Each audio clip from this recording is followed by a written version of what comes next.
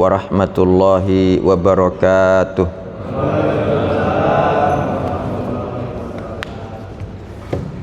Alhamdulillahirabbil alamin. Wassalatu wassalamu ala imamil mursalin nabiyyina Muhammadin wa ala alihi wa ashabihi ajma'in, amma ba'd.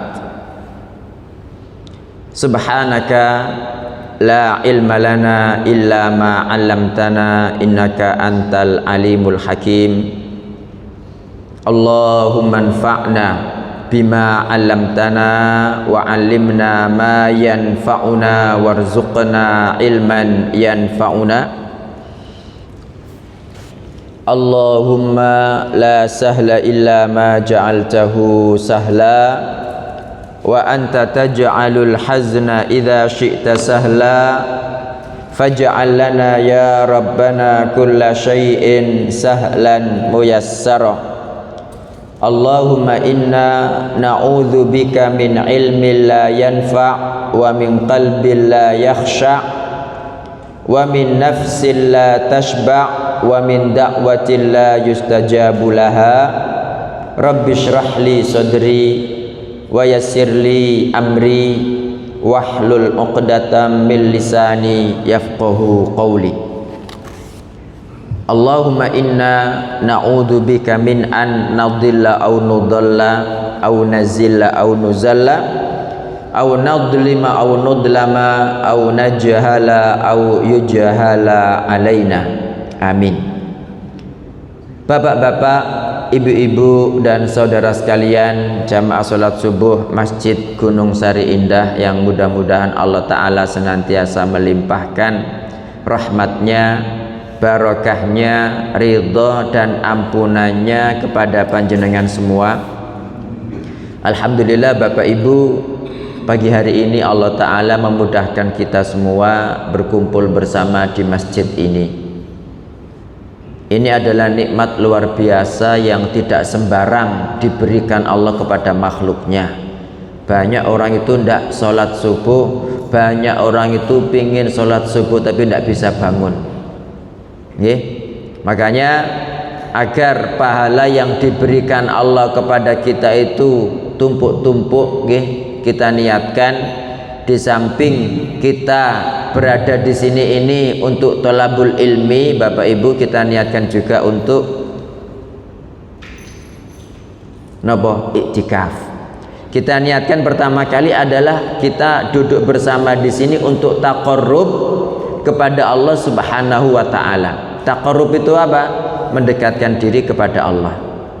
Kita niatkan untuk mendapatkan haji dan umrah. Kita niatkan iktikaf, kita niatkan menghabiskan umur kita dalam ketaatan, kita niatkan silaturahim, kita niatkan kumpul orang-orang soleh, dan kita niatkan apalagi Bapak Ibu? Halo? Sarapan pagi tidak ada Mudah-mudahan Allah Subhanahu wa Ta'ala mencatat apa yang kita lakukan bersama pagi hari ini sebagai amal soleh Bapak Ibu. Dan insya Allah demikian, maka kita bertawasul kepada Allah Ta'ala dengan amal soleh ini. Mudah-mudahan sebagaimana kita dikumpulkan bersama di masjid ini, kelak kita dikumpulkan bersama-sama dalam surga Firdaus yang paling tinggi tanpa azab, tanpa hisab. Amin. Pagi hari ini Bapak Ibu, kita akan membahas tentang hadis-hadis. Mudah-mudahan Allah Ta'ala memberikan keberkahan kepada kita ya pada waktunya. Jadi hadis-hadis tentang sifat dan turunnya Nabi Isa. Masya Allah. Jazakumullah khairan Pak Parto. Matur nuwun. Ini hadis pertama Bapak Ibu. Ini dulu pernah kita pelajari sudah, tapi tidak apa-apa diulang lagi. Cuma hadis satu ini aja, yang lainnya masih banyak nanti. Jadi hadis Abu Hurairah radhiyallahu anhu berkata, Rasulullah sallallahu alaihi wasallam bersabda, "Walladzi nafsi biyadi." Demi Rob yang jiwaku dalam tangannya. Nggih, di sini ada berapa pelajaran kira-kira? Pelajaran pertama, Bapak Ibu, bersumpah dengan nama Allah. Kita itu syirik hukumnya kalau bersumpah dengan selain nama Allah Ta'ala. Karena Nabi SAW bersabda, man halafa bi ghairillahi faqad kafara au asyrak. Barang siapa bersumpah dengan selain Allah, maka dia telah kafir atau syirik. Itu pertama. Jadi jangan sampai kita mengucapkan demi Jibril, demi Nabi Muhammad, demi Nabi Sulaiman. Itu syirik, Bapak Ibu. Itu syirik. Jadi kelihatannya remeh tapi syirik. Nah, yang termasuk di sini itu latah ya, latah yang sampai sering kita dengar itu ada nyanyian yang Allah Allah aghithna ya Rasulullah. Pernah dengar mboten? Tidak pernah ya? Iya. Kalau itu jelas syirik karena Allah Allah kemudian aghithna ya Rasulullah. Aghithna itu kan beristighatsah, tolong kami wahai Rasulullah. Kalau ini jelas syirik akbar, Bapak Ibu. Tapi yang latah sering dalam ucapan kita itu ya Allah ya Rasulullah gitu, itu tidak boleh. Nggih. Itu yang pertama. Yang kedua, berarti di sini ketika Nabi mengatakan demi Rob yang jiwaku dalam tangannya, berarti Allah itu punya tangan. Nggih. Allah punya tangan mboten Bapak Ibu? Punya. Seperti apa tangan Allah Ta'ala? Nggak ada yang tahu. Jadi tangan Allah Ta'ala itu sesuai dengan keagungan Allah, jangan diserupakan dengan tangan makhluk. Dalilnya nopo? Walam yakul lahu kufuwan ahad. Allah tidak serupa dengan siapapun. Allah mempunyai zat Allah tidak serupa dengan siapapun. Sifat-sifat Allah juga tidak serupa dengan siapapun. La yushikanna an yanzila fikum ibnu Maryam. Hampir-hampir akan turun di antara kalian Ibnu Maryam. Loh kok turun? Memang dari mana? Kan dari langit. Ya dari langit. Karena orang-orang Yahudi itu berusaha membunuh beliau, Pak. Berusaha membunuh beliau, tapi kemudian sama Allah Ta'ala diangkat ke langit. Waktu itu beliau berumur 33 tahun.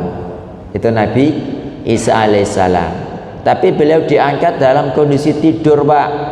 Beda dengan Isra-nya Nabi Muhammad SAW dan Mi'raj beliau.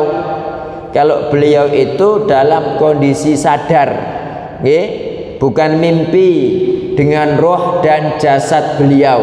Itu Isra Mi'raj. Nah, Nabi Isa turun untuk apa? Hakaman muqsiton, untuk menjadi pemimpin yang adil di umat ini. Fayaksirus salib, maka Nabi Isa akan menghancurkan salib. Wa yaqtulul khinzir, ini diantara tujuan beliau turun, Pak. Wa yaqtulul khinzir, membunuh khinzir niku napa? Babi. Wa yad'ul jizyah, dan beliau menggugurkan jizyah. Apa itu jizyah, Bapak Ibu? Halo? Jizyah itu upeti, ya bukan upeti. Kalau upeti itu kan kelihatannya itu kayak penindasan dari para pejabat korup kepada rakyat jelata kan ya. Tapi kalau jizyah itu tidak, Pak. Memang jizyah itu dibayar orang-orang kafir yang tunduk kepada kaum muslimin sebagai ganti perlindungan yang diberikan kaum muslimin kepada mereka. Dan ada yang mengatakan jizyah itu kadarnya lebih kecil daripada zakat. Bayangkan, nggih. Jadi Nabi Isa itu nanti Bapak Ibu menggugurkan jizyah. Artinya apa? Bukannya beliau menghapus syariat jizyah, tidak, tetapi disebutkan dalam hadis lain itu beliau tidak menerima kecuali Islam. Jadi pada zaman Nabi Isa itu gak Islam mati gitu, Bapak Ibu. Nggih.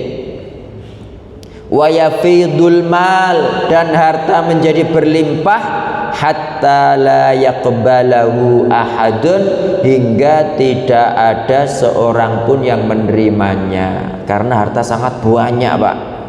Makanya panjenengan mumpung sekarang punya harta banyak dan masih banyak yang mau menerima, Bapak Ibu silakan berikan, karena nanti akan datang hari orang itu bawa emas loh, bukan sembako, bukan nasi bungkus. Ayo siapa sih gelem cukup emas 1 kilo misalkan, emas batangan, itu emas loh Pak, itu diberikan siapa yang mau menerima, itu nggak ada yang mau menerima. Begitu. Zada fi riwayah, dalam riwayat lain ada tambahan, wa hatta takuna sajdatul wahidatu khairan minad dunya wa ma fiha, hingga satu sujud atau satu sholat itu lebih baik daripada dunia dan seisinya. Loh, apa maksudnya kok satu sujud itu lebih baik daripada dunia dan seisinya? Dikatakan pertama, maknanya yang satu sujud atau satu sholat lebih baik daripada dunia dan seisinya, annal mala hina idzin la qadra lahu indan nas, harta pada hari itu tidak ada nilainya di antara manusia.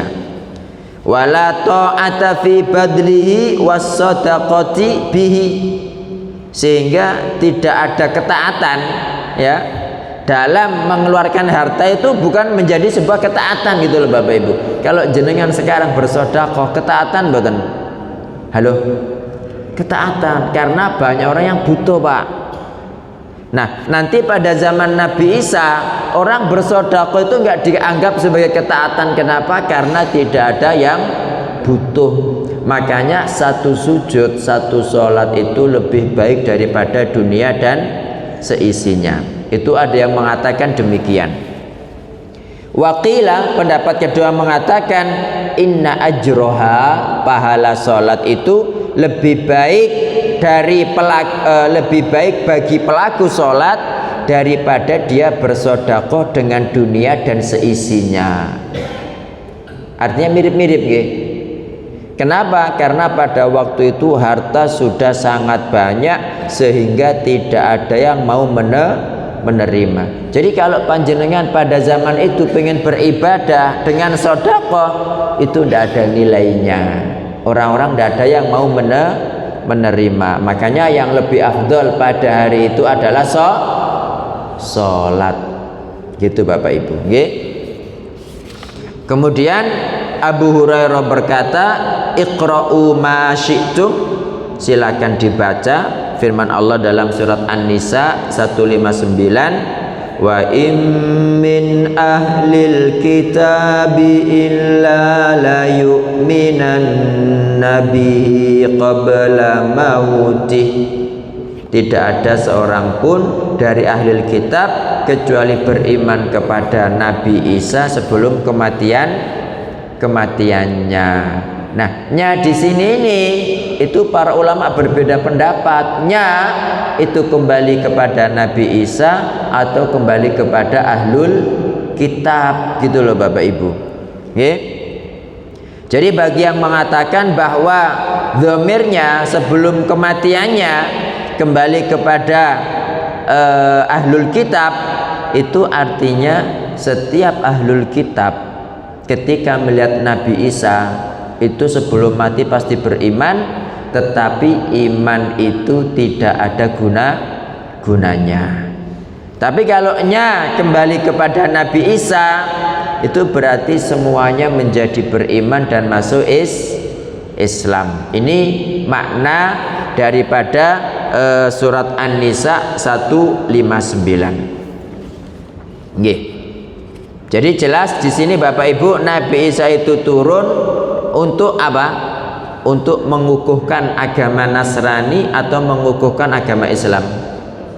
Agama Islam. Dan salah besar Bapak Ibu kalau ada orang mengatakan Nabi Isa datang dengan agama Nasrani, salah besar. Salah besar kalau ada orang mengatakan Nabi Musa datang dengan agama Yahudi. Ya, itu salah besar. Enggak ada, para nabi itu agama semuanya adalah Islam. Apa dalilnya Bapak Ibu? Halo? Apa dalilnya? Yang bisa jawab boleh pulang. Bismillah. Nggih, jadi dalilnya itu kan disebutkan dalam surat apa?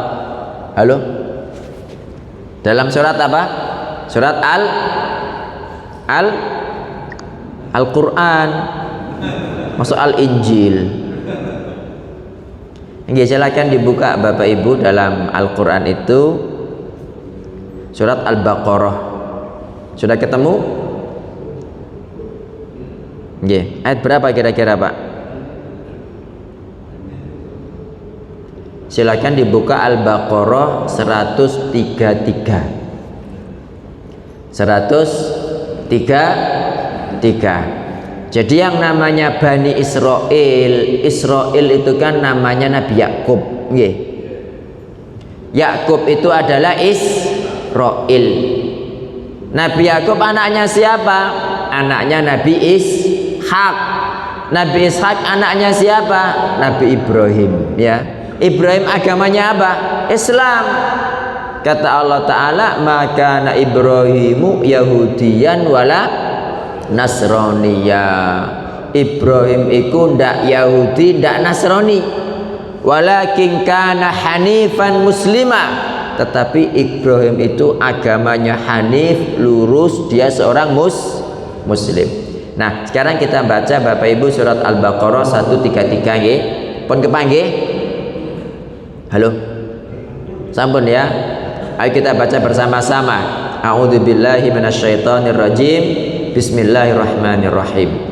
Am kuntum syuhada'a id hadara Yaqubal maut id qala li banihi ma ta'buduna min ba'di qalu na'budu ilahaka wa ilaha abaika Ibrahim wa Ismail wa Ishaq ilaha wahida wa nahnu lahu muslimun. Ada yang bawa mikrofon? Tolong dibaca artinya. Nggih, yang suaranya keras tidak apa-apa, monggo dibaca artinya Bapak.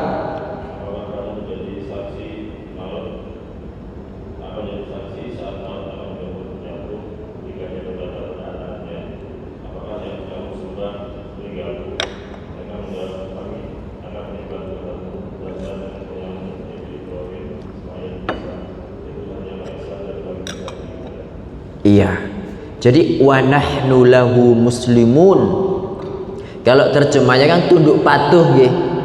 Terjemahnya itu tunduk patuh. Tidak salah Pak, tunduk patuh. Cuma yang dimaksudkan wa nahnu lahu muslimun, kami semua kepada Allah itu muslim, bukan Nasara, bukan Yahudi, gitu loh. Jadi wa nahnu lahu muslimun. Ini pelajarannya apa Bapak Ibu? Nabi Yakub itu nabi atau orang biasa?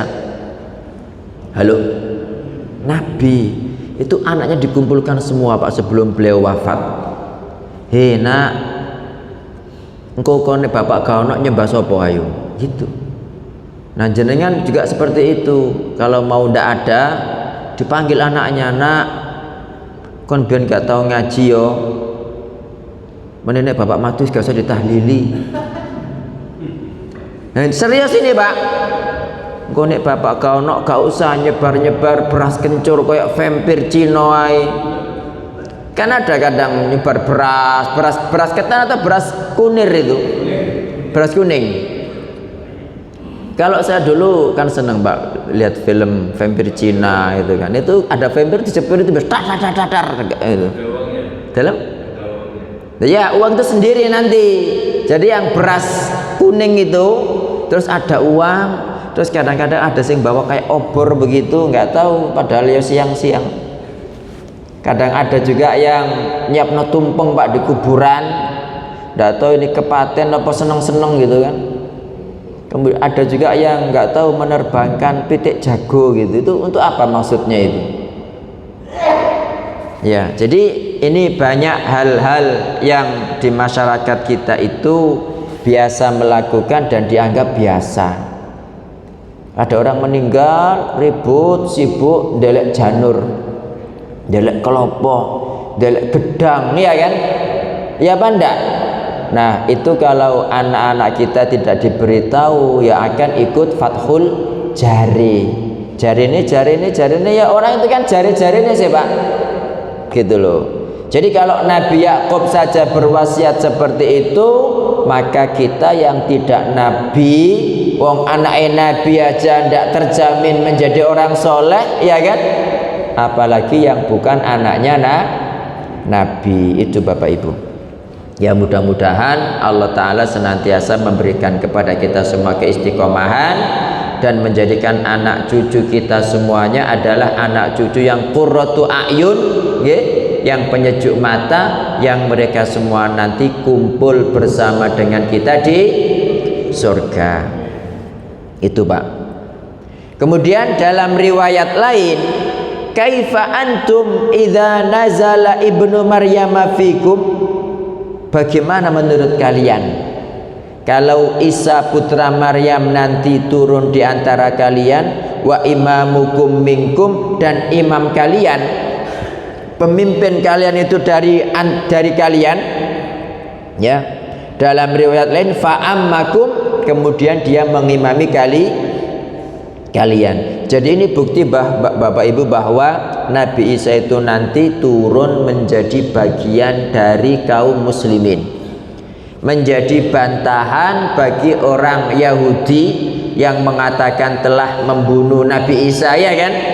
Kemudian dibenarkan oleh orang Nasrani, gitu loh. Kalau versi Islam, Nabi Isa belum mati Pak, dan beliau nggak pernah terbunuh. Nah terus yang disalib sinten Ustaz? Nah sinten Bapak Ibu? Dalam bukan Yudas Iskariot, itu versi Injil, ya. Jadi kalau versi Injil itu yang di salib itu Yudas Iskariot, ya. Dalam bahasa Arabnya Yahuda al-Iskharyoti. Nah, tetapi dalam tafsir Ibnu Katsir yang disebutkan tanpa menyebut nama, itu murid Nabi Isa yang paling muda. Itu yang diserupakan menjadi Nabi Isa, dan dialah yang disalib dan dibunuh Bapak Ibu, dan itu jaminannya adalah surga. Gitu. Jadi Nabi Isa itu nanti akan turun, beliau belum pernah wafat, nggih. Nah, kemudian ketika turun nanti ada penjelasannya itu pas waktu sholat subuh. Imamnya kaum muslimin mau maju ngimami, tiba-tiba Nabi Isa tuh turun, disuruh maju Nabi Isa jadi imam. Jawabannya apa? Ya mboten lho, wong komate damel peyano. Ah, gitu Pak. Tapi bahasa Arab. Nek bahasa tadi lah bahasa Gunung Sari, nggih. Gitu.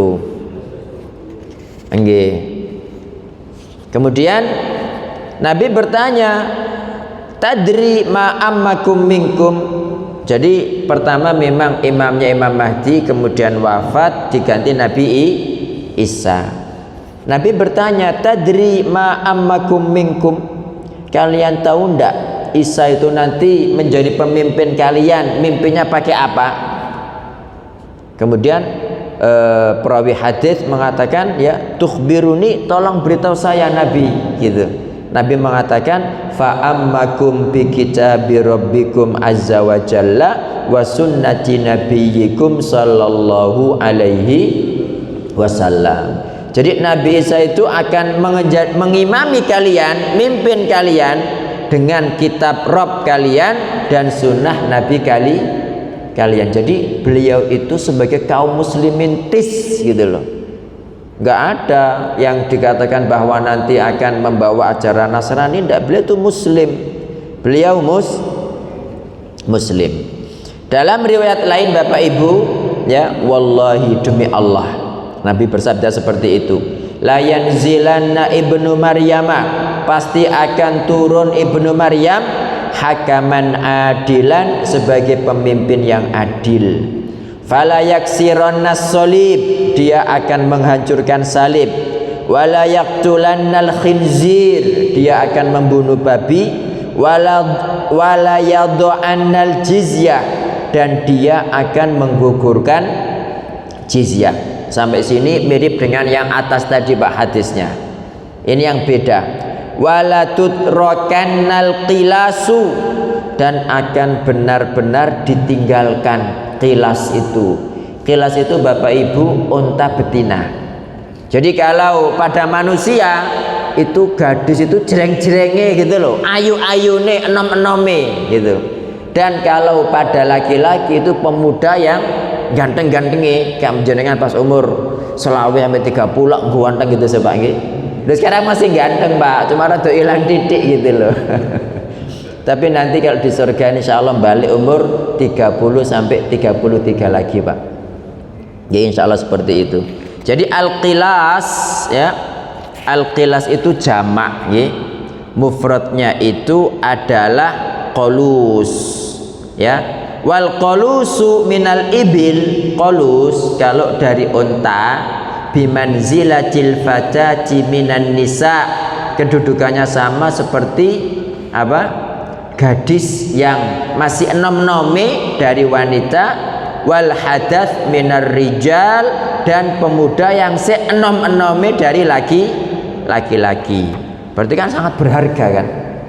Nah, tapi pada zaman Nabi Isa, qolus ini Pak ditinggalkan. Fala yus'a alaiha, tidak ada orang yang kemudian berusaha ngambil qolus itu. Kenapa ya? Karena saking banyaknya harta, tidak butuh unta gitu kan. Wala tadhhabanna syahna, betul-betul akan hilang yang namanya syahna, permusuhan. Wattabaghudu, kebencian. Wattahasudu, kedengkian. Wala yud'awunna ilal mal, ini diulangi lagi, dan mereka itu akan diundang, diajak kepada harta, disuruh ngambil. Fala yaqbalahu ahadun, tetapi tidak ada seorang pun yang menerimanya. Ini hadis ketiga tentang turunnya Nabi Isa alaihi salam. Ini tadi Bapak Ibu semuanya riwayat Bukhari Muslim. Adapun dalam riwayat Abu Dawud, Rasulullah sallallahu alaihi wasallam bersabda, laisa baini wa bainahu, yakni Isa nabiyun, tidak ada antara aku dengan Isa seorang nabi.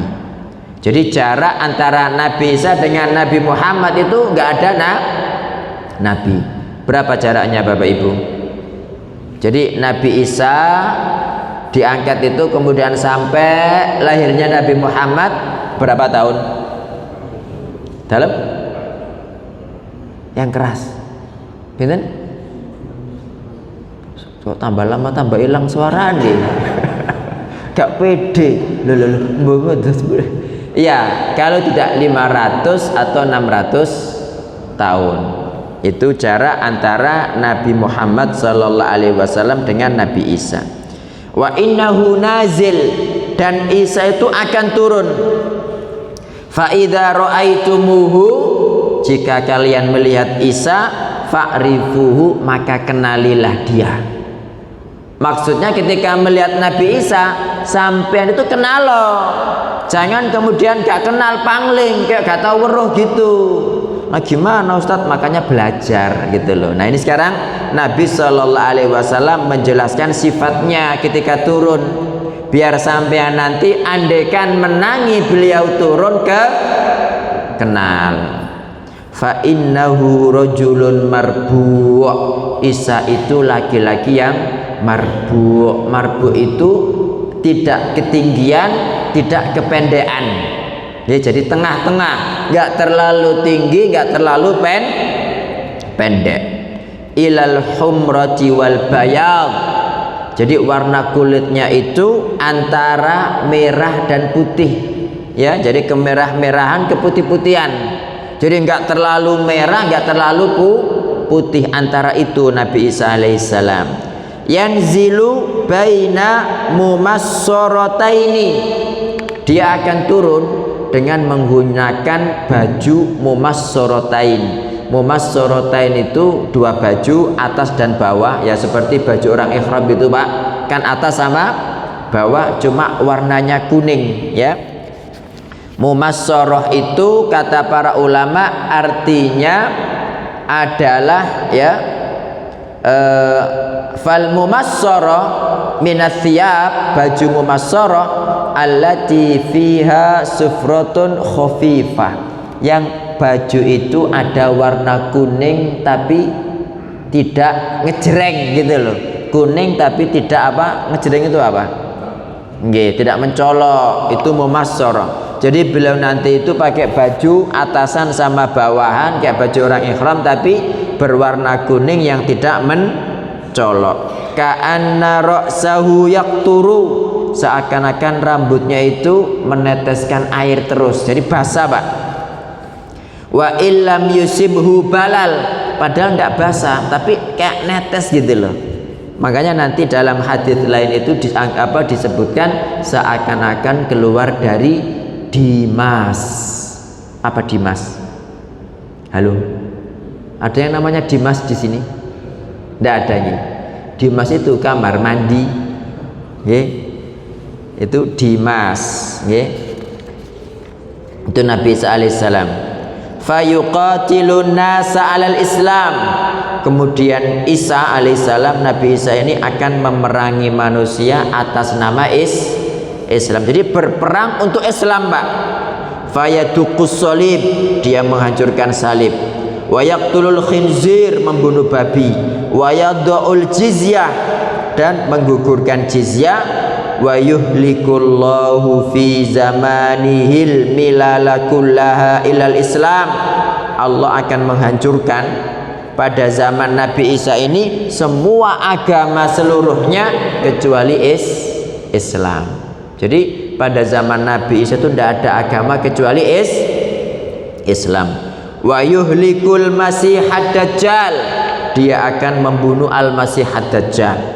Thumma yamkuthu fil ardi arba'ina sanatan, kemudian menetap di bumi 40 tahun. Thumma yutawaffa, kemudian meninggal. Wa yusolli alaihil muslimun, dan kaum muslimin menyolatinya. Loh Ustadz, kok 40 tahun beliau menetap? Nah ini yang para ulama khilaf. Kok 40 tahun ini bener enggak hadisnya? Hadisnya sahih. Terus ke 40 tahun. Nah rupanya 40 tahun itu Bapak Ibu nanti disebutkan dalam riwayat lain itu genap umur beliau ketika di dunia. Jadi ketika beliau dinaikkan ke langit umur berapa? 33 tahun. Nanti setelah turun, yang di langit gak dihitung, nanti setelah turun itu beliau menetap 7 tahun baru kemudian wafat. Jadi genap berapa? 40 tahun. Beliau dikuburkan di mana Ustadz? Nah ini tidak ada riwayat yang sahih Bapak Ibu. Ada athar yang mengatakan, ada hadis yang mengatakan beliau dikuburkan di Baitul Maqdis. Di mana?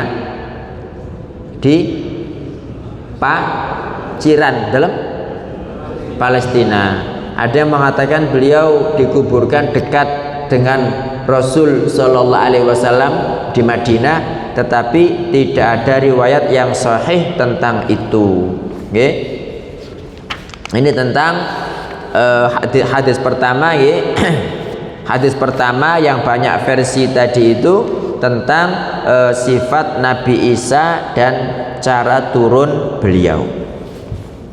Hadis yang kedua Bapak Ibu dari Abdullah bin Umar, Nabi Shallallahu Alaihi Wasallam bersabda tentang Nabi Isa, bainama ana naim, ketika aku tidur. Yang tidur siapa? Nabi Muhammad Sallallahu Alaihi Wasallam. Atufu bil bait, aku itu bermimpi tawaf di Ka'bah. Fa idza rajulun adab, terus tiba-tiba aku kok berjumpa laki-laki yang Adam. Adam itu Adam itu yang tadi itu Pak, antara kemerah-merahan, keputih-putihan gitu loh. Jadi kalau Adam itu sawo matang, nggih. Adam. Sabitus sya'ri, rambutnya itu lurus. Yuhada baina rajulaini, dia itu ya berjalan itu di antara dua orang, ya, di antara dua orang. Kalau nggak salah yuhada itu dibopong Pak, ya, yuhada itu dibopong. Tapi beliau ini ya intinya bukan dibopong tapi dipegangi dua orang, ya mungkin malaikat, karena ketika beliau turun juga itu nanti di apa, kedua tangan beliau itu pada sayap dua malaikat gitu. Yuhada baina rajulaini yantifu ra'suhu ma'an, jadi rambutnya itu meneteskan air terus padahal tidak ada air. Fakultu, aku bertanya, man hadza, sinten niki? Qalu, mereka menjawab, ibnu Maryam, dia adalah ibnu Maryam. Siapa Bapak Ibu? Nabi Isa. Jadi ini tentang sifat Nabi Isa seperti itu nanti, ya. Nah, mimpi para nabi adalah wahyu. Nah, kalau mimpi kita Ustaz, nggih mboten jenengan nabi ta? Nggih. Gitu Bapak Ibu.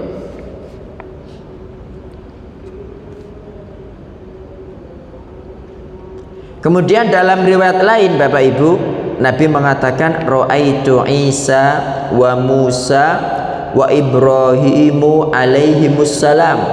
Aku melihat Isa, Musa dan Ibrahim alaihim assalam. Kalau ini bisa ketika mimpi, bisa ketika beliau mau naik pas di Baitul Maqdis habis sholat Pak. Pas Isra itu kan beliau sholat 2 rakaat nggih. Barang salam, loh kok semua nabi itu menjadi makmum beliau gitu. Fa amma Isa, adapun Isa, fa ahmar ja'ad, fa ahmar ja'ad, maka dia itu berwarna kemerahan, nggih. Ja'ad itu sebetulnya ja'ad itu keriting. Loh, nah kok disebutkan keriting di sini, wong tadi katanya lurus rambutnya. Nggih. Jadi rupanya ja'ad ini bukan sifatnya rambut, tetapi ja'ad di sini artinya adalah syadidul khuluq. Jadi akhlaknya sangat baik, ya. Jadi ja'ad itu ada 2 makna.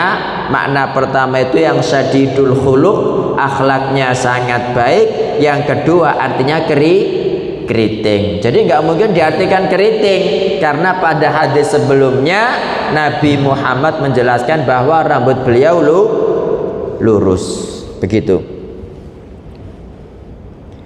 Aridus sadr, dadanya lebar, yaitu Nabi Isa. Wa amma Musa, adapun Nabi Musa, fa Adam, maka beliau sawo matang, jasimun itu agak metekel ya, agak besar tubuhnya. Sabetun, nah sabetun itu artinya apa?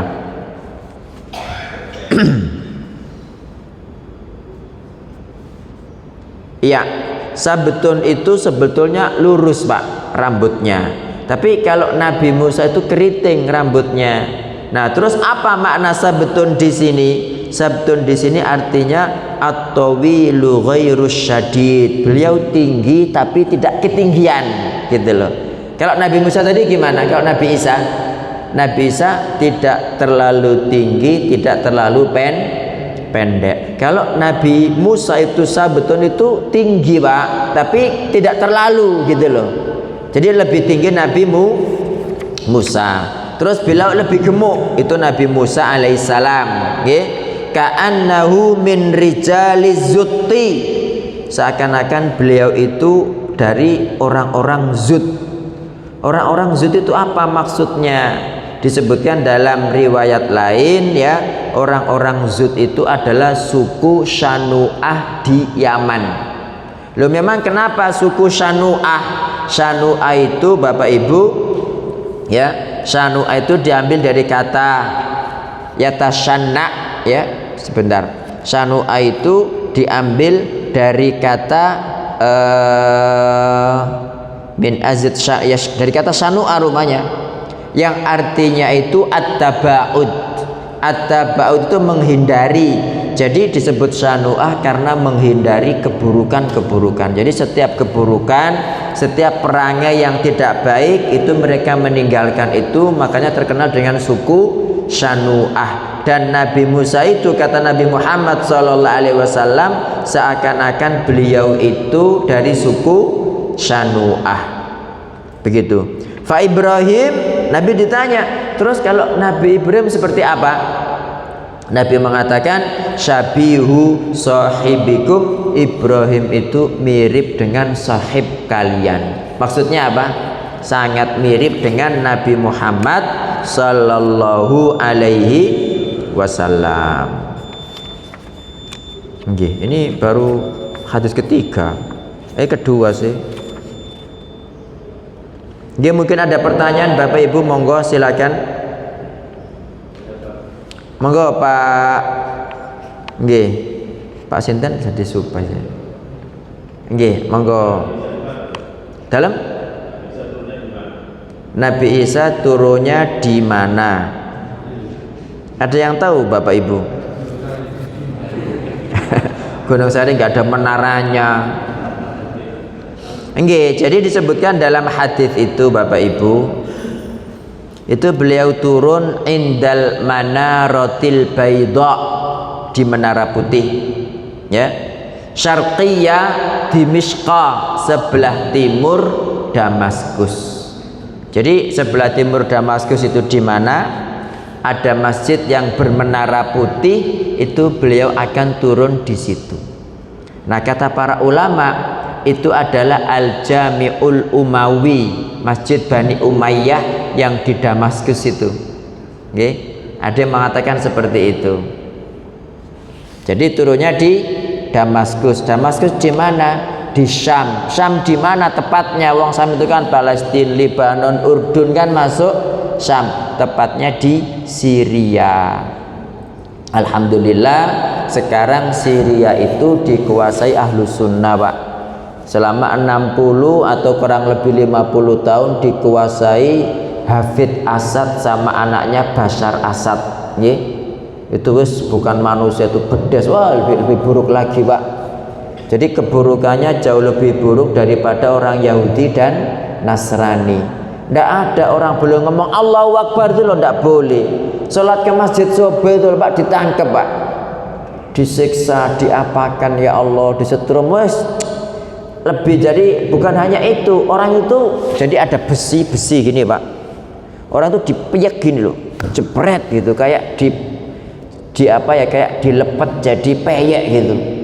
Jadi akhirnya tinggi dipres, darahnya itu mengalir, Pak. Ini tinggal tulang tok. Ya Allah, sampai seperti itu gitu loh. Itu nyiksanya begitu. Nah, kalau meninggal itulah nggak kita bahas ya, karena nggak kesakitan, masih hidup gitu loh. Wah, belum lagi orang disuruh mengucapkan la ilaha illa bashar, banyak sekali. Jadi sangat buruk. Seburuk-buruknya orang Yahudi kan nggak pernah kan memaksa orang mengucapkan la ilaha illa siapa gitu kan. Itu disuruh la ilaha illa bashar. Sapa Allah bashar, sapa Nabi bashar gitu. Kabeh bashar, kok nggak babi bashar gitu ya. Itu kalau nggak gitu diburu, dikuliti, hidup, Pak. Ya Allah, sampai seperti itu. Jadi orang mengucapkan Allahu Akbar tidak boleh. Bayangkan di penjara 40 tahun tidak ada Quran, Pak. Kita sing ada Quran gak tahu maca, nang kono ya Allah di penjara gak ketok Quran nih lo. Gitu. Makanya mumpung masih bisa baca Quran, ada Quran, gak ada yang melarang, diwaca sebanyak-banyaknya, Bapak Ibu. Insyaallah begitu. Wallahu taala a'lam. Ada lagi Bapak Ibu yang ditanyakan?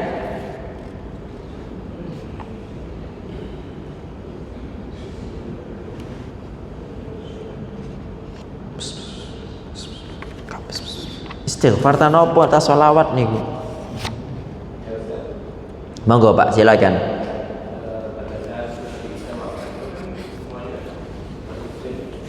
Sudah muslim. kiamat. Iya. Iya. Nah itu yang tidak tahu.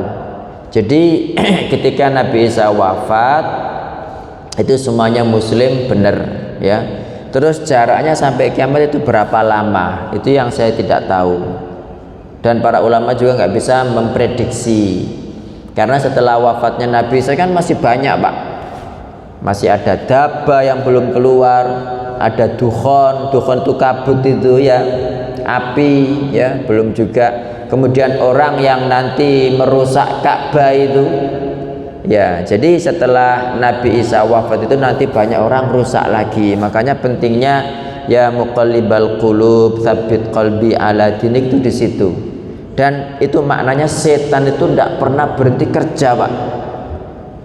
Jadi justru ketika Nabi Isa wafat, ibaratnya orang alim tidak ada, akhirnya semuanya balik bodoh kilo lagi gitu, sehingga murtad dan melakukan banyak kebodohan.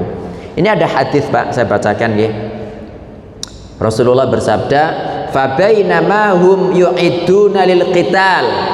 Ketika mereka bersiap-siap perang, yusawwuna sufuf, mereka sudah merapatkan barisan, id uqimatis shalah, tiba-tiba kok qomat salat ya. Jadi salat itu dikumandangkan iqamatnya pas salat subuh. Fayanzilu Isa bin Maryam alaihissalam, maka turunlah Isa ibnu Maryam, fa'ammahum, kemudian dia menjadi pemimpin mereka. Oke. Ini diartikan mengimami mereka, Bapak Ibu. Tetapi dalam riwayat lain itu yang menjadi imam siapa? Pemimpin kaum muslimin. Nabi Isa jadi makmum, disuruh ngimami tidak mau. Nah berarti diartikan fa'ammahum, memimpin mereka setelah itu, bukan menjadi imam. Fa'idha ra'ahu aduwullah, ketika musuh Allah melihat Nabi Isa. Musuh Allah siapa maksudnya? Dajjal. Dzaba kama yadzubul milhu fil ma', dia langsung meleleh sebagaimana garam meleleh dalam air. Falau tarakahu lan dzaba hatta yahlik, kalau dibiarkan tidak dibunuh pasti Dajjal itu mati sendiri karena meleleh tadi itu. Walakin yaqtuluhullahu biyadih, tetapi Allah membunuhnya dengan tangan Nabi Isa. Fayurihim damahu, kemudian Nabi Isa menunjukkan kepada orang-orang darahnya Dajjal fi harbatihi, pada tombaknya. Jadi ini waktu itu kaum muslimin berperang dengan orang-orang Romawi, Pak. Dengan orang-orang Romawi. Nah ini gabungannya nanti sebelum Dajjal keluar, itu kaum muslimin kan berperang dengan orang-orang Romawi. Itu mereka mereka sudah menaklukkan kota Konstantinopel. Kalau Konstantinopel kan Istanbul sekarang nggih. Itu dulu sudah ditaklukkan Muhammad Al-Fatih gitu loh. Dan nanti wallahu a'lam, kalau melihat kepada hadisnya seakan-akan itu nanti akan ditaklukkan mereka kembali gitu. Itu Konstantinopel. Jadi kota yang sebagiannya di darat, sebagiannya di lautan. Dan itu nanti ditaklukkan kaum muslimin bukan dengan perang, tapi dengan tahlil dan takbir. La ilaha illallah, Allahu akbar, hancur, Pak. Nah setelah hancur itu, yang di darat, yang di laut, mereka mendapatkan banyak ghanimah. Ketika mereka lagi ngambil ghanimah, setan berteriak, "Hei, Dajjal telah keluar," gitu.